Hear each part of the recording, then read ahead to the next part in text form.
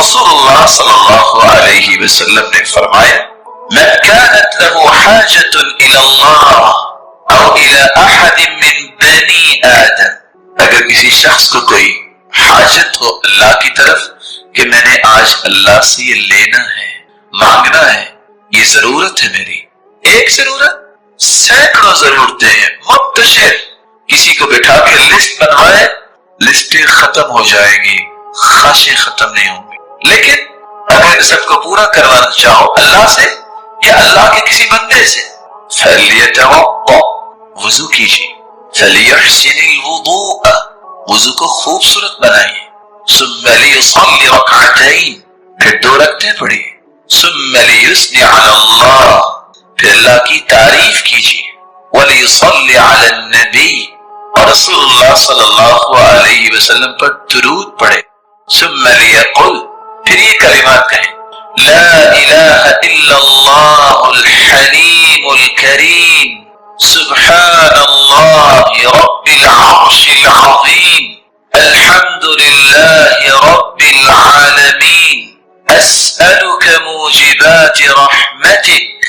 وعزائم مغفرتک والغنیمة من كل بر والسلامة من كل إثم لا تدع لي ذنبا إلا غفرته ولا هما إلا فرجته ولا حاجة هي لك رضا إلا قضيتها يا أرحم الراحمين۔ جامع ترمذی کی یہ روایت ہے اور ابن ماجہ کی روایت کے الفاظ بھی ہیں ثم يسأل من أمر الدنيا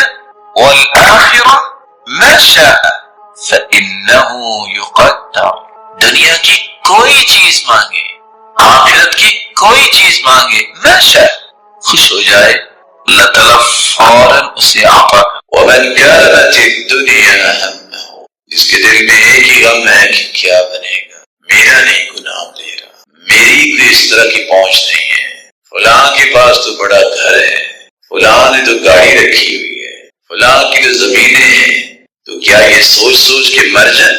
اللہ نے فیصلے کی، کیا اس کا نتیجہ یہ ہے کہ کسی دیوار پہ ٹکر مارے؟ اگر آپ کو یہ چیزیں بھری لگتی ہیں، وضو کرو، 2 رکعتیں پڑھو، ہاتھ اٹھا کے کہہ دو میرے مالک دینے والا تو تو ہے، مجھے بھی عطا کر، اللہ تمہیں وہ دے گے تمہاری آنکھوں نے دیکھا نہیں۔ لیکن اگر یہی فکر رہا میری اولاد کا کیا بنے گا، ان کا فیوچر کیسے بنے گا، ان کا اسٹیٹس کیسے بنے گا، فیسیں کیسے پوری ہوں گی، پڑھائیاں کیسے ہوں گی، من كانت الدنيا همه، جس نے دنیا کا غم پال لیا اپنے دل میں، نتیجہ نکلے گا فرق اللہ علیہ امر، اس کی زندگی کبھی مرتب، اس کے کام کبھی اس کے منظم نہیں ہوں گے، دن کو الگ نوکری، رات کو الگ نوکری، ڈبل شفٹ ہے، اوور ٹائم بھی لگ رہے ہیں، لیکن حالت کیا ہے، بس جی بلز ہی پورے نہیں ہوتے، بڑے بڑے غریبوں کے بلز بھی پورے ہو جاتے ہیں، تمہارے اس نشے نے تمہیں یہاں تک بچایا ہے، تمہارے بلز پورے نہیں ہوتے، ساری زندگی نہ صحت کا خیال نہ دین کا خیال، پیسہ جمع کرنے پہ لگا ہے، جب ہو گیا بوڑھا اور ساتھ ہی ہو گیا بیمار، وہی جمع شدہ پونجی ساری کی ساری بیماری پہ لگائی، خالی ہاتھ قبر میں چلا، یہ زندگی مصیبت ہے۔ اپنے آپ کو اپنے امور کو اللہ کے حوالے کرو، اللہ کی قسم آپ دیکھیے گا کہ آپ کی سوچ سے 1000 گنا تمہارا رب تمہیں عطا کرے گا جو تم نے کبھی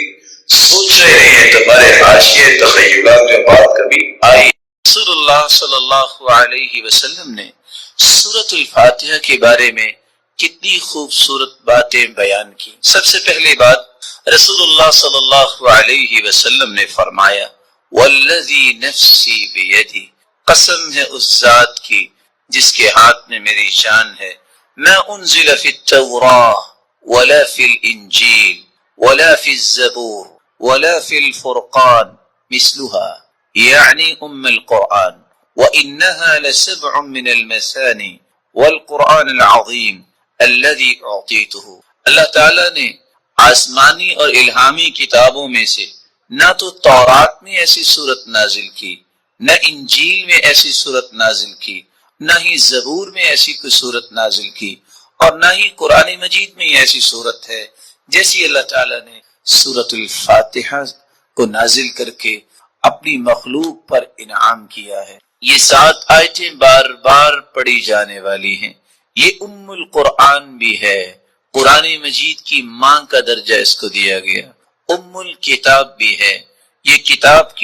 کتاب اللہ کی ماں کا درجہ دیا گیا اس کو۔ رسول اللہ صلی اللہ علیہ وسلم نے ایک دوسری روایت میں فرمایا کہ سورۃ الفاتحہ یہ ایک بے مثال نور ہے، ایک ایسی روشنی ہے۔ سیدنا عبداللہ ابن عباس رضی اللہ تعالی عنہ بیان کرتے ہیں، بینما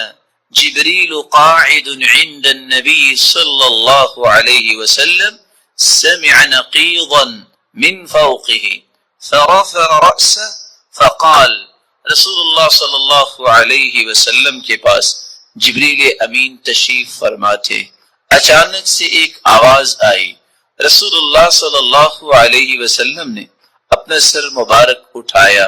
اور پوچھا یہ آواز کیسی ہے؟ تو جبریل امین نے جواب دیا، هذا باب من السماء فتح اليوم لم يفتح قط الا اليوم، آسمان کا یہ وہ دروازہ کھلا ہے جو آج تک نہیں کھلا تھا۔ فنزل منه ملک،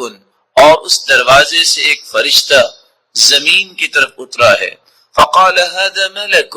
نزل الى الارض لم ينزل قط، پہلے نہیں اتارا گیا یہ فرشتہ الا اليوم، آج ہی اس کو اترنے کا حکم دیا گیا۔ فسلم، اور اس فرشتے نے اتر کر سلام کہا، وقال ابشر بنورین، اے اللہ کے محبوب 2 روشنیوں کے لیے،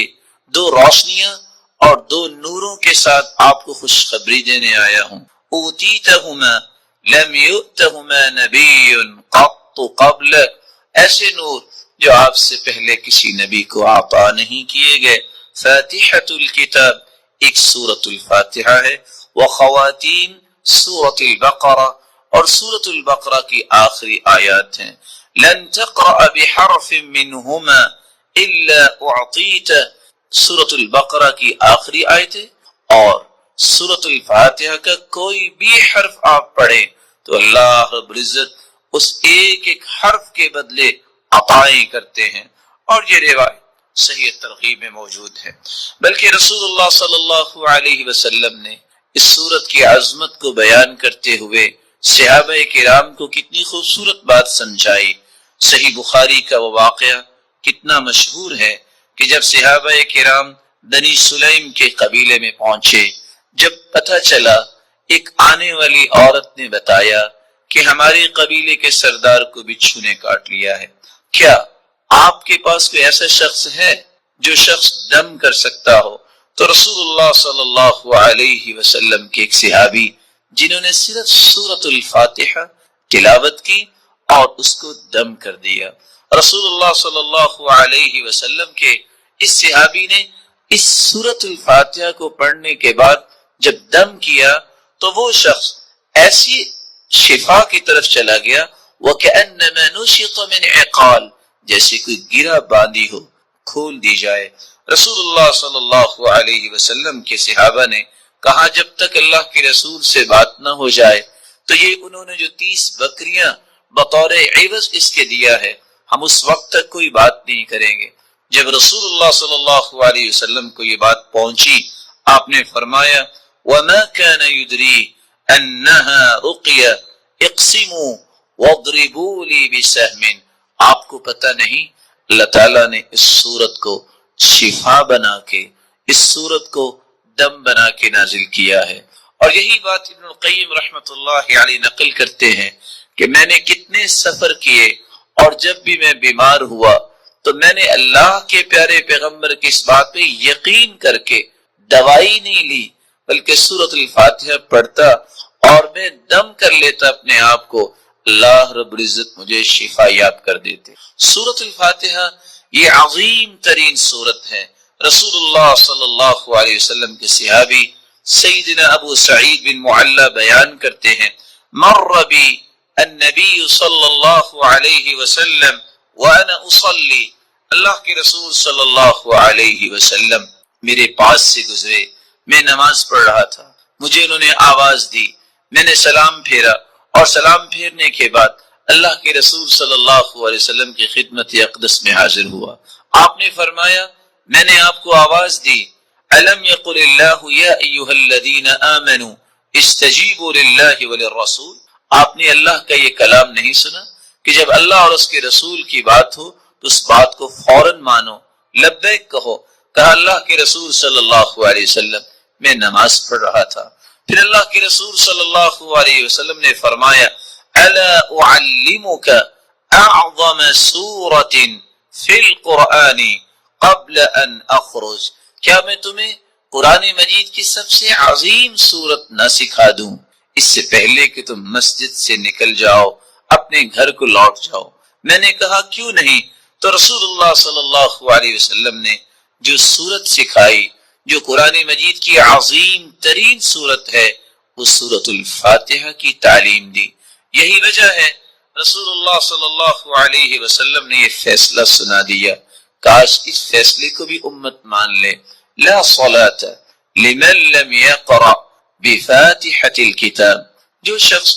نماز کے اندر سورۃ الفاتحہ نہیں پڑھتا اس کی نماز نہیں ہوتی، جیسا کہ صحیح بخاری کی روایت ہے۔ اور صحابی تو بیان کرتے ہیں عبادہ بن صامت رضی اللہ تعالی عنہ کہ فجر کی نماز ہم نے پڑھی اللہ کے رسول صلی اللہ علیہ وسلم کے پیچھے، جب رسول اللہ صلی اللہ علیہ وسلم قرآن کی تلاوت کر رہے تھے، فثقلت علیہ القراءۃ، قرات آپ پہ بوجھل ہوئی، رسول اللہ صلی اللہ علیہ وسلم نے سلام پھیرا اور سوال کیا لعلکم تقرؤون خلف امامکم، کیا تم امام کے پیچھے بھی پڑھتے ہو؟ تو صحابہ کرام نے کہا جی ہاں۔ تو رسول اللہ صلی اللہ علیہ وسلم نے فرمایا لا تقرؤوا لا تفعلوا كما في روایت اخرى، دوسری روایت کے الفاظ ہیں لا تفعلوا الا بفاتحة الكتاب، امام کے پیچھے کھڑے ہو کر تم صرف سورۃ الفاتحہ پڑھا کرو، فإنه لا صلاة لمن لم يقرأ بها، کیونکہ سورۃ الفاتحہ پڑھنے کے بغیر نماز نہیں ہوتی۔ یہ ایسی خوبصورت اور ایسی مبارک سورت ہے جو اللہ اور اس کی مخلوق کے درمیان مکالمے کا ایک خوبصورت جوہر ہے، ایسا گوہر ہے انسان الحمدللہ رب العالمین کہتا ہے تو اللہ رب العزت فرماتے ہیں حمیدنی عبدی، میرے بندے نے میری حمد و توصیف بیان کی۔ جب بندہ مومن الرحمن الرحیم کہتا ہے تو اللہ رب العزت فرماتے ہیں اثنى علی عبدی، میرے بندے نے میری تعریف کی ہے۔ جب بندہ مومن یہ کہتا ہے مالک یوم الدین تو اللہ رب العزت فرماتے ہیں مجدنی عبدی، میرے بندے نے میری بزرگی بیان کی ہے۔ جب انسان بندہ مومن یہ کہتا ہے ایاک نعبد و ایاک نستعین تو اللہ رب العزت فرماتے ہیں ھذا بینی و بین عبدی ولعبدی ما سأل، یہ میرے اور میرے بندے کے درمیان ہے، جو کچھ بھی میرا بندہ مانگے گا میں اسے عطا کروں گا۔ تو اللہ رب العزت کے ساتھ ہم کلام ہونے کا یہ خوبصورت ذریعہ ہے۔ تو آئیے اس سورت کی طرف چلتے ہیں اور اس کے معنی کو سمجھنے کی کوشش کرتے ہیں۔ بسم اللہ الرحمن الرحیم، الحمد للہ رب العالمین، الحمد تمام تعریفیں للہ اللہ کے لیے ہیں، رب العالمین جو تمام جہانوں کا رب ہے، الرحمن الرحیم جو بہت مہربان ہے، الرحیم نہایت رحم کرنے والا ہے، مالک یوم الدین مالک ہے یوم الدین بدلے کے دن کا، جزا کے دن کا، ایاک نعبد و ایاک نستعین، ایاک نعبد ہم عبادت کرتے ہیں صرف تیری ہی، و ایاک نستعین اور ہم مدد چاہتے ہیں صرف تیری ہی اے اللہ۔ اہدنا الصراط المستقیم، ہدایت دے ہمیں، الصراط المستقیم سیدھے راستے کی، صراط الذین انعمت علیہم راستہ ان کا جن پر تو نے انعام کیا، غیر المغضوب علیہم نہ کہ ان کا راستہ جن پر غضب کیا گیا، ولا الضالین اور نہ ان کا راستہ جو گمراہ ہوئے۔ رسول اللہ صلی اللہ علیہ وسلم کے فرامین کی روشنی میں اس سورت کی 5 باتیں ہمیں یاد رکھنی چاہیے۔ جب رسول اللہ صلی اللہ علیہ وسلم نے فرما دیا کہ سورت الفاتحہ کے بغیر نماز نہیں ہوتی، تو بندہ مومن کو یہ یقین کر لینا چاہیے، آپ کو 10 دلائل کوئی پیش کر دے، آپ کو 10 کو دلائل پیش کر دے، جب تک سورت الفاتحہ